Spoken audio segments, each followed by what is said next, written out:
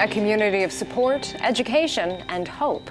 I'm Jill Horner. This is Comcast Newsmakers. With me this hour is Kim Hinkelman, Executive Director of the Wellness Community of Philadelphia. Thanks for being with us, Kim. Hi, Jill. Thanks for having me. Talk to us about your mission, because it's far-reaching, and you work to get patients involved with care and to look at a variety of different things that impact not only people living with cancer and cancer survivors, but the entire family. Absolutely. Nicely said, actually. Our mission is to provide support, education, and hope to people living with cancer. We've been doing this for over 17 years now, and all of our programs are free. We do a variety of things from support groups to networking programs. We have a lot of educational programs. We provide what we would call mind, body, and stress management programs, meditation, breathing, drumming, yoga, tai chi, all of those things around a cancer diagnosis, which are not necessarily treated by the doctor, but certainly affect the patient and the family. And as you said, it's just as much for the caregivers and the family as it is for the patient themselves. And these are actually free programs. Absolutely. Everything we do is for free.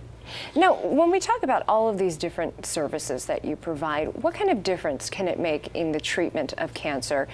There's the medical component, of course, but what do these other treatments, these other options mean for people who are dealing with a devastating disease? Right. Well, we really believe that participating in these kinds of psychosocial programs give a patient some sense of control, a level of hope about their diagnosis and about their life. And what we kind of wrap all of that into a term we call patient active, where we really encourage that patient to be actively involved in their care, in their decisions, and taking control of their life. Because when you have a cancer diagnosis, you really feel like you've lost control. So if we can do some things to help that patient regain some sense of control in their treatment plan and participating in activities like this, that's a really important part of what we do. Let's talk a little bit about your upcoming conference. This is the 12th annual Celebration of Hope, this year happening on Friday, May 21st. Again, a free event. You're just asking people to sign up in advance. What's the purpose of this celebration? Well, we have this conference every year to celebrate National Survivors Day, which comes up right on the heels of the event on May 21st. And it started 12 years ago, gathering people with a speaker, and it's really grown to be a conference of nearly 500 people every year. That would be cancer survivors, caregivers. We actually have begun reaching professionals. We have physicians, social workers, nurses who come. And again, it's really to lift up and celebrate survivorship. There are millions of people now surviving with cancer, which is very good news.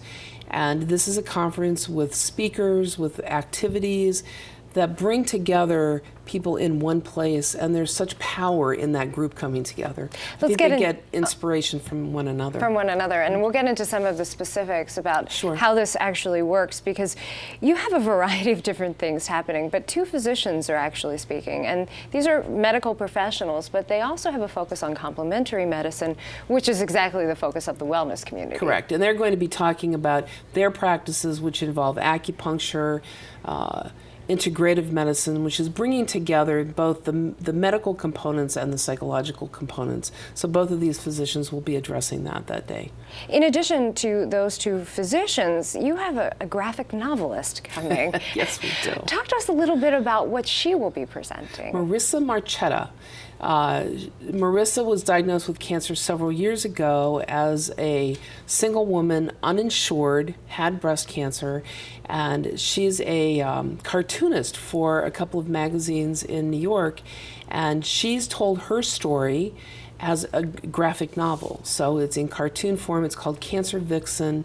It's very fun and energetic, but it's also a great story. All right, well, thank you so much. And this is all happening Friday, the 21st of May. The day ends with some fabulous music. It's a free event. People just need to sign up in advance. Thanks for being with us. Thank you, Jill. We've been talking with Kim Hinkelman. I'm Jill Horner.